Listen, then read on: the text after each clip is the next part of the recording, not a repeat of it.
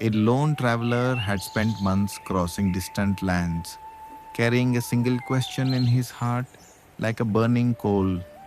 He walked barefoot over rugged hills, moved through forests where the sun barely touched the ground, and slept wherever night found him. Hunger had become a companion, exhaustion a shadow. Yet the question refused to leave him. He had heard whispers of a young sage, Adi Shankaracharya, faddy, barely in his 30s, yet spoken of as ancient as the mountains, sharp in wisdom, yet gentle in presence. People said he called this world a mirage, and that one statement had shaken the traveler to his core. If this world is an illusion, then what is the truth? After months of wandering, he finally reached the river bank, where Shankaracharya sat quietly. The evening sun was melting into the water, turning the sky into gold and fire. The river murmured like an ancient chant. The traveler bowed deeply, but the sage did not utter a word. His gaze rested on the man, not on his weary feet, not on his dusty clothes, but somewhere far deeper, as if he saw the very source of him. That silent gaze almost dissolved the question, but the traveler had not crossed worlds for nothing. Gathering the last bits of courage, he spoke. Master, I have left everything behind to ask only one thing. If this world is illusion, what then is real? Shankaracharya's lips curved into a soft smile, not of superiority, but of someone who understood the nature of the seeker's confusion. He gestured for him to sit and said, Before you ask me what is real, show me what is illusion. The traveler was taken aback. He had expected deep scriptures, complex philosophy, long explanations. Instead, the sage asked him the simplest thing. The traveler replied, Everything is illusion. The trees, the river, this body, thoughts, emotions, all of it. Shankaracharya laughed gently. If everything is unreal, then tell me, why did you wander for months? Was the ache in your feet illusion? Was your hunger false? Was your longing to find me unreal? If illusion is illusion, why does it torment you? The man could not answer. The sage picked up a smooth stone from the river and without warning struck it on the traveler's foot. The man cried out in pain, clutching his leg. If pain is illusion, the sage said calmly, then why did you scream? Breathing heavily, the traveler whispered, because it hurt.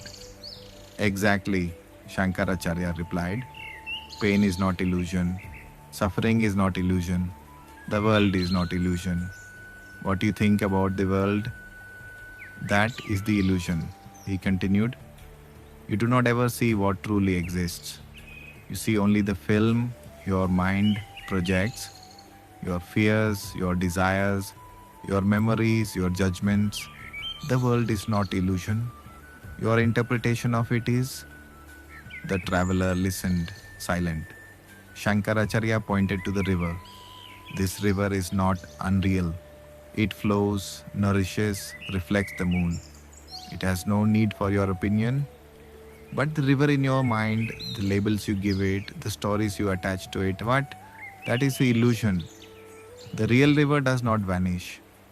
The one in your mind changes the moment I rename it Yamuna or Ganga or Saraswati. He touched a tree beside him. The tree exists, but beautiful or ugly is illusion. The sun exists, but good omen or bad omen is illusion. Your body exists, but important, unimportant, attractive, unattractive. All illusion. Then what is illusion? The traveler asked softly. The illusion is not in the world, the sage replied. The illusion is in your mind. The fear is not in the night, it is in you. The snake is never in the rope, it is in your imagination. The suffering is never in life, it is in the thinker. He paused. Consciousness is real, mind is the illusion. The river continued its song. The wind moved gently through the trees. Something inside the traveler began to shift. Shankaracharya spoke again. All that changes cannot be real. Youth fades, day becomes night, birth slips towards death. Lovers turn into strangers, kings become dust, forms change endlessly. The essence behind them never changes. He picked up a handful of water and let it fall. The wave changes, the drop changes, the river changes, but water remains. Water is real. He looked at the traveler with great stillness. Body changes, thoughts change, emotions rise and fall, but the awareness watching them never changes. That awareness is real. A quiet clarity spread inside the traveler, not an answer, but the beginning of a vision.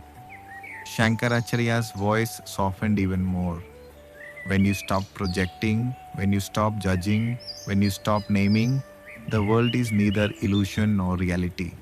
It simply is pure presence, pure existence. The traveler whispered, "Who sees this truth?" The sage replied, "The one within you who never changes. Not the mind, not the emotions, not the personality, but the pure witness, the awareness beyond name, beyond birth, beyond death." Silence fell again, but this time it was alive, full, luminous, almost sacred. The traveler closed his eyes. The river remained, the sage remained, his body remained, but something inside was still, spacious, untouched.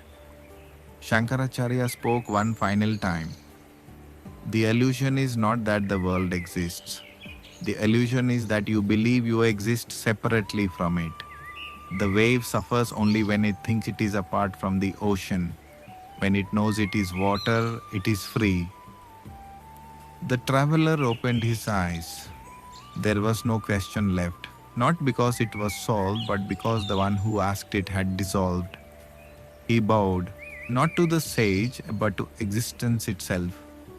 The river flowed, the sky watched, the separation had vanished. What remained was truth,